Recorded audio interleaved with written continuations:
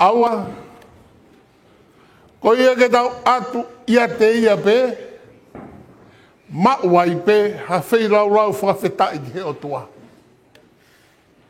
Ae koe fua e lo ngutu o takua hono huawha. Uma a oua na ngalo e whai o whamu e whai toko ni. He koe ala whei lau pe he o ku hoho ia ai o tua. Ka moe a whio ai o tua, pot ku whakatapu i ke whai ai e lotu. Ka patu ere noa, ho eiki. Ka pike mafua he ese o maafu. Uma ai whare matapu re.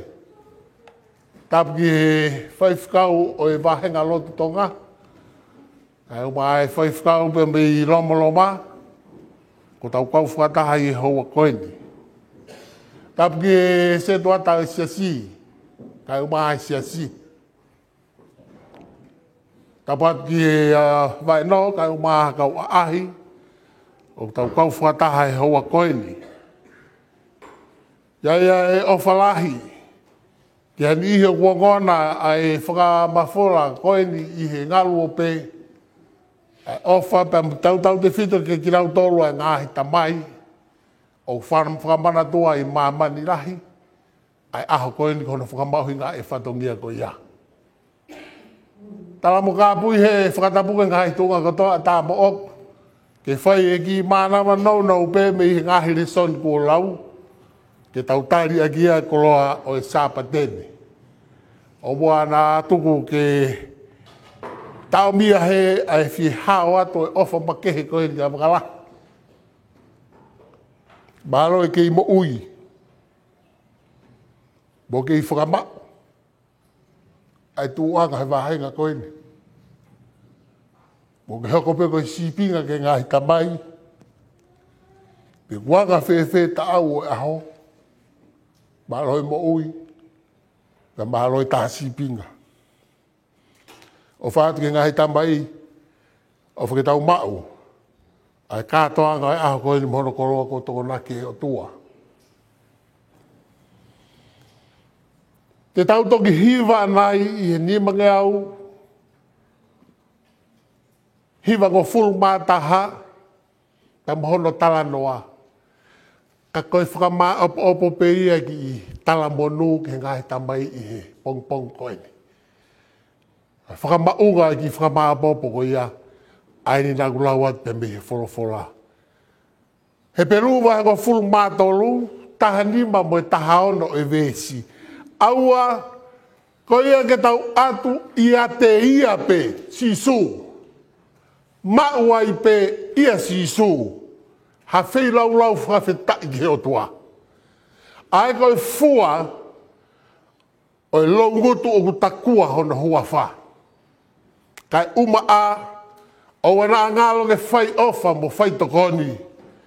He koe ala whei lau pe he hoho i ai o tua. Ka weinga malanga he koe toki kau mea whawhare pe ia. Ko talanoa maari e ngahi talanoa o e aho koeni. Talamai e talanoa ai palo fita koeni ko sere mai e nai iloa koe palo fita e tangi lau. Kainga koe ka palo fita nia nai mana koa hono kuonga. Papahalo ku wha pehepe ka kai koku whai pau ki wholofora e o tua o kai ki wha mana koa nau tolu ia. Taimia tahu rea kona. Ko ne lea ku vevela he ku aihanga tonu. Ka koe taha eni e whakamamafa e aho koe ni. Tala mai e sere maia, fua alahia si hova. O hangeha mo utafu ua aha tamai. O kwange e toko naki mea si hova mai sileri Hawaii spring water. O ku tafe mei he mo unga mai meri e mo tasilo. Kana e nofua i sileria, o toi keri vai pe. Pa koe vai ko iagu ia ngahi mata vai ke. Ia mata vai a peari, ia ngahi mata vai whakamaterie, ia mata vai whakalusa. Pea inua e whanua. Ko fo ta fua si hova he lau e palofita. Na yanga fe ke i tafe tauriki ai matawai. Mei o tua. Kai toi tāwai fo o bea Israeli. Hau ki he tala noa sāmena tau lau whetari aki. Tala mai he whau taanga koe ni awe Israeli e. Israeli e. Ha toki o tua pehe. Ke tae fie whanongo, tae fie tari e ne tokona ki. Kani kei whakatuia beki mo tolo. Ko tala noa kono whakarea i he ni.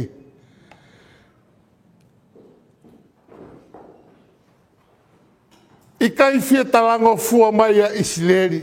Ko ia nā tukuanga i ki nau tolu ki honau loto tae mangoi. Ka nau fou i anau tolu pe whirioi. Whakao whamone haa tua pehe.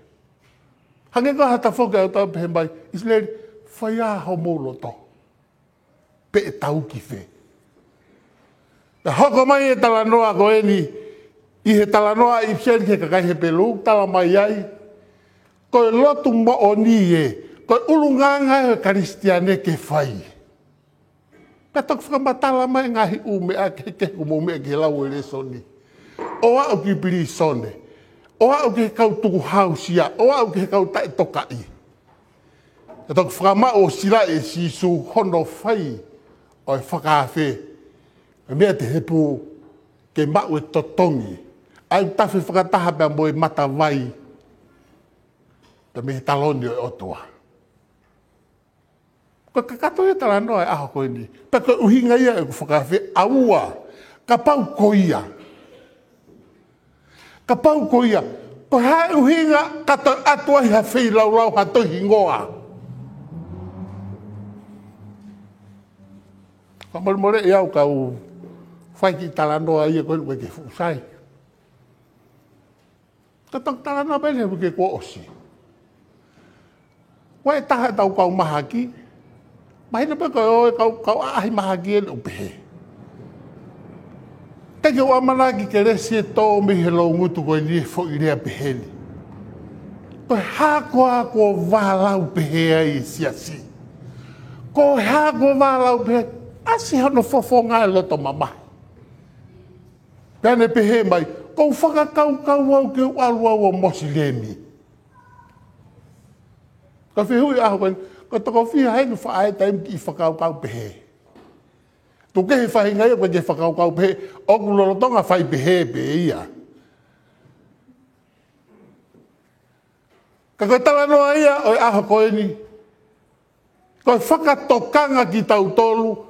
Ai taha oku whai ei e tau hiki whai lau whakawhetai. Kono si pera hanga tonu e ni. O e fua ia o e lau mutu oku takua. Hono huafa. E kai kau hinga e tau heni. Kau hinga e tau whakawhetai e tau ngahe tamai. Ko e ngutu ene ule takua sisu he aho kotoa. Ta koe whakawhere vai ni aho kone aua. Koe lea maari aua. Pea tau whai ia te ia pe. Ona to ia hatake. Ka koe tau palapare mai ha tau aho. Koe o tua u tau lotu ki ai kai. Koe o tua beia o ku kake tau lama tau tolo mamata ki ai. Amsia aho ia koe na kai a sisu mo fukau wharesi koni. Na iai tono a sisu ia. O sa haere hake ka tuku mai ai lau maaria koe o tua ia koe totonu ia koe monoanga totonu. Koe o tua koe lau maaria koe nau tonu e huki ai e whai lau maaria momo oni. Taka tau pare mai he te mo eke mai. E whewherewa e tau whai e whi lau whakawhetai ia sisu. Tau whainga tā ia ai i he lau siasi. Tau whai e tau whai lau he ai whakawe siriana. Tau wiki ki tau tō he ai whaka Uniting Church. O tai pe mo ki konga Uniting Church, tala mai pe nau tō e nau ai e nau tō. Ke heat ma tala mai he sa utātai, maha me whaia pe nima. Ko palmare mai a honi ha koe ke mau e sino o whakasino e siasi, ai kui koe sino karaisi. Ke whalala anga e pehe mai koe, atu, aua, atu, ai whei lau, ia te ia pe. Pe hau rewa ka kai o taka mai, na au ke siasi pau fie mo ui. He kou maha tātonu, ai fofonga e ki. Nā kua roto no foi mui le ta takeu ki mua. Nā kua roto ke ilo iau ka na hau se tua tā whawhi lang pai malo le lei. Ko tau ahi le tā whawhi fia ho as mai. Nei ai tahana i piri sone na talamai na aruange ai ka kai o nau talamai he hingoa siasi. Ko ilo kau kati i pehea te fo ilea koe ni pono. Koe tau tariki ta musirabe waki kata. Kainga, na kai ke usiohe mea pa wori ia.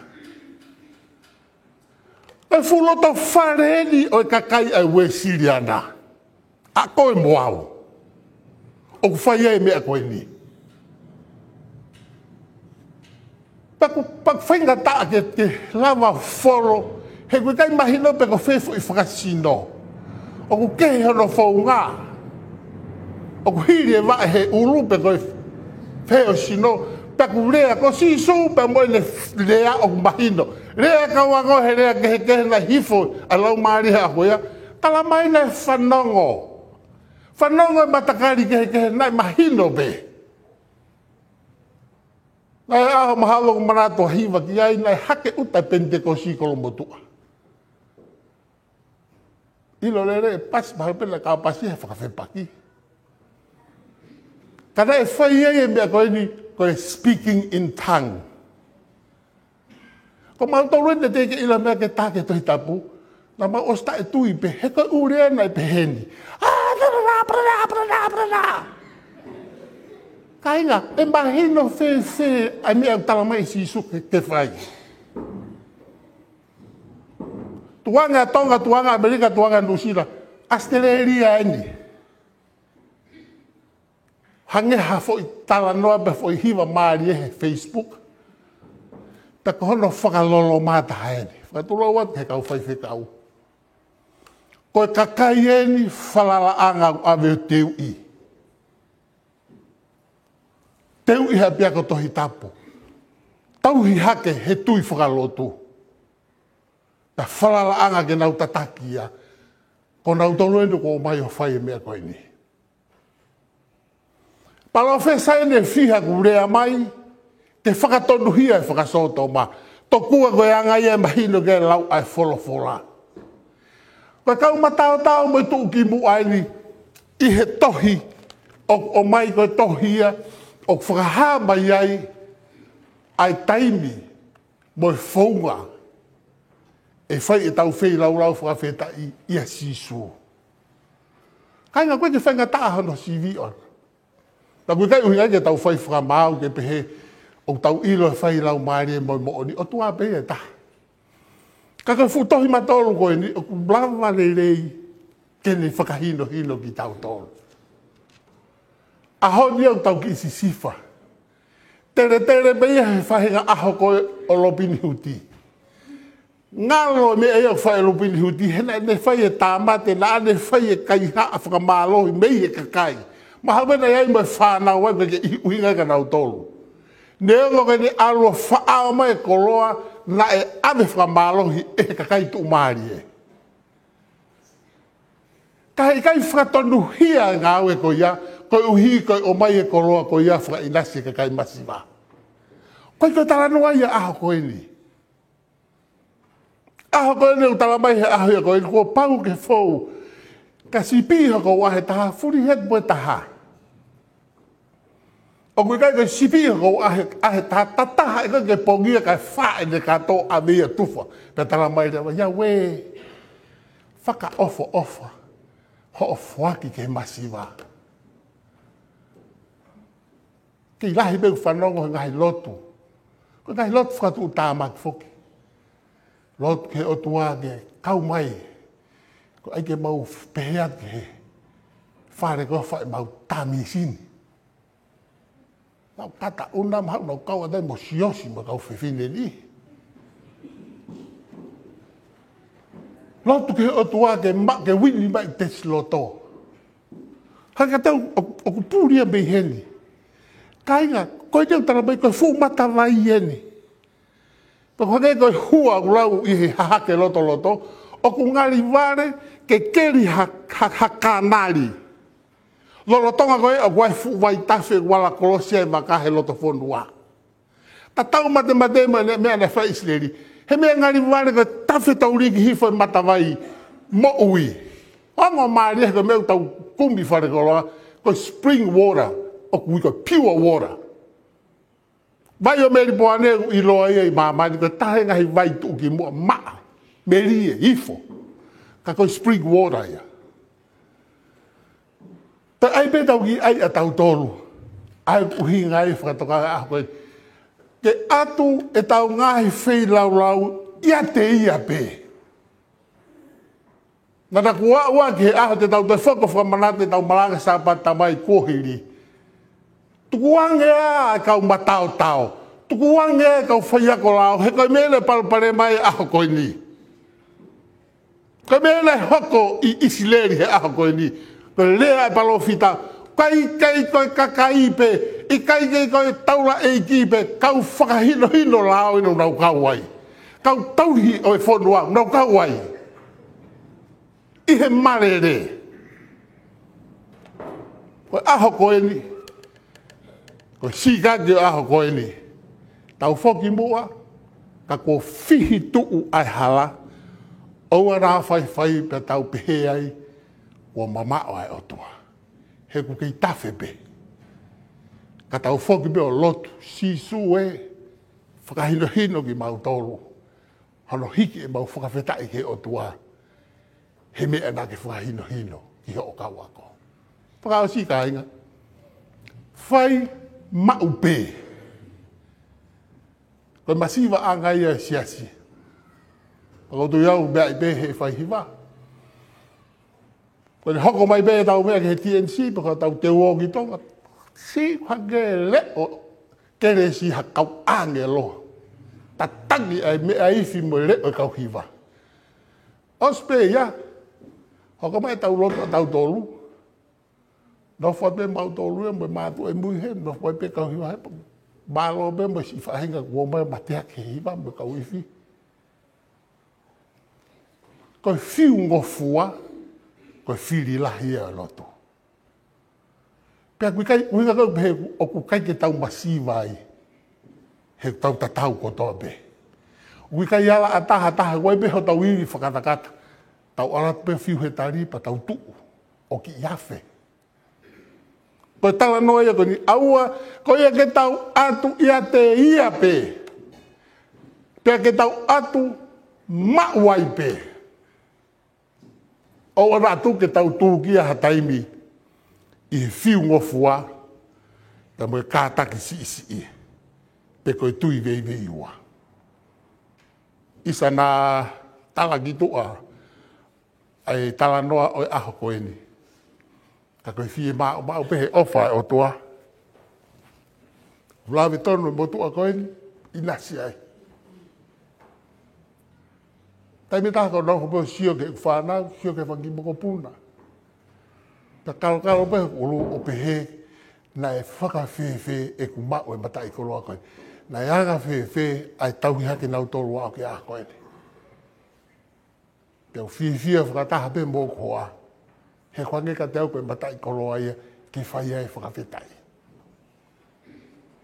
Ko tala loto u whai o kui kai malawa ka kato hono whai ia te ia pe. Tai me taha ka pau e hala haki ise initi. Whake kou malongoa, alahe malongoa, pa koe toa whetu e matapiri ai. Tala noa ke he mai pe api ka whai pe whakatere tere. Ai, koe o mai, o pa tamai ki koe, e tupu kwa ise initi, hake pe hate pe waki ise initi hena.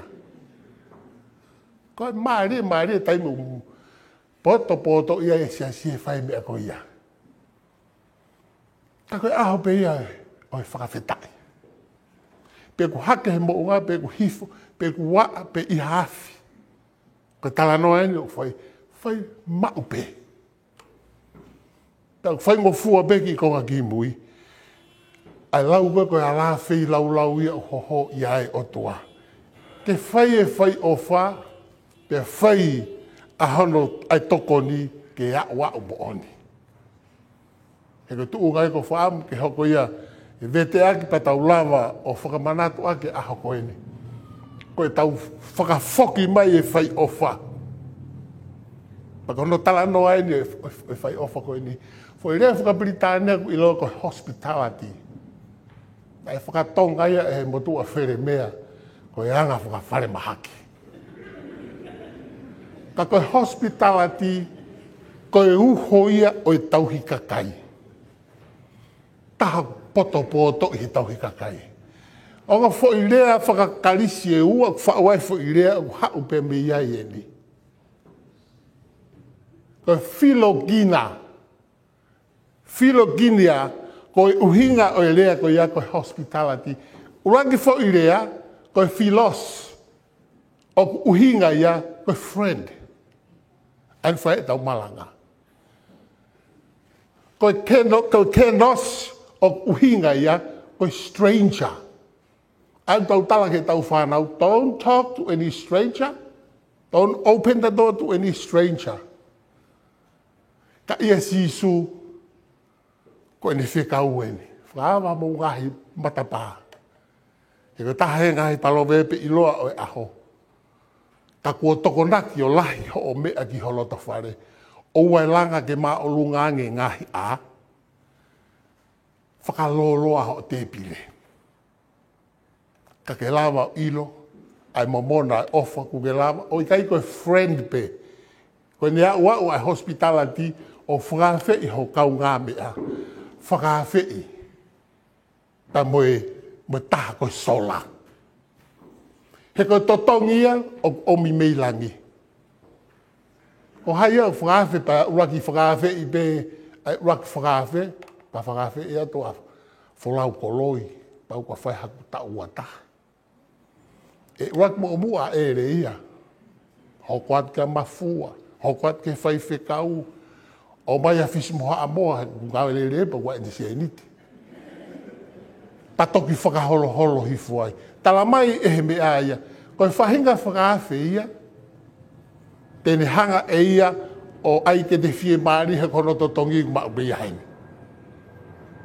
Ko he te nau toi whakawhi i koe. Ma te nau mai moha nau sila. Whakawhi i taha kui kai te mo maheni. Ai taha ku viviri e ne fie ma ue toko ni. Ko tau vete ia e aho koe ni pa moe matai koro ko whaami hoko whekau ia e aho pa moe malanga koe ni. Ko tau unu ato whakalolo e tau te pire. Whakalolo e mawhana ho tau loto. Whakalolo e lahi o e tau loto toa. Pa tau whakangalo e whiu ngofua. Pa moe viviri ua ka tau lava.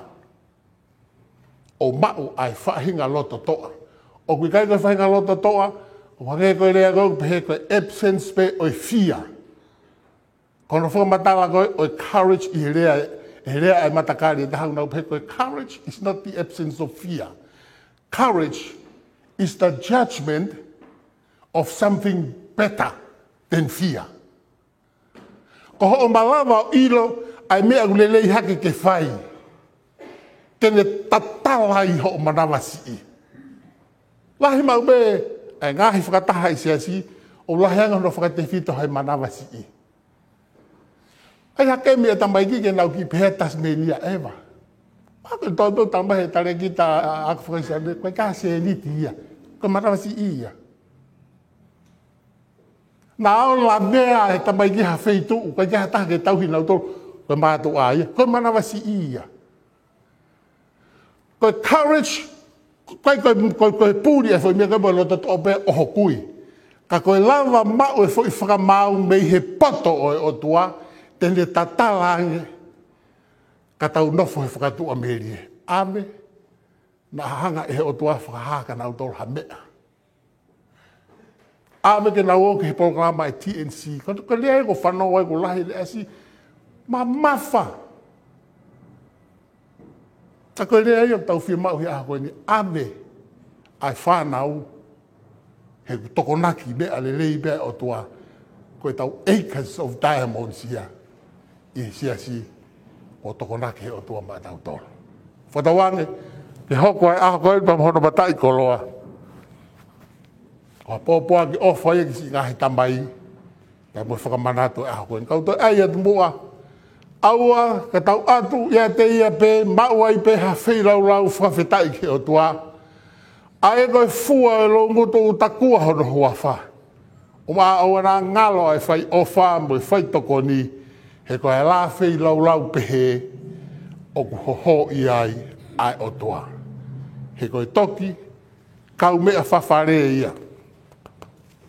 Amen.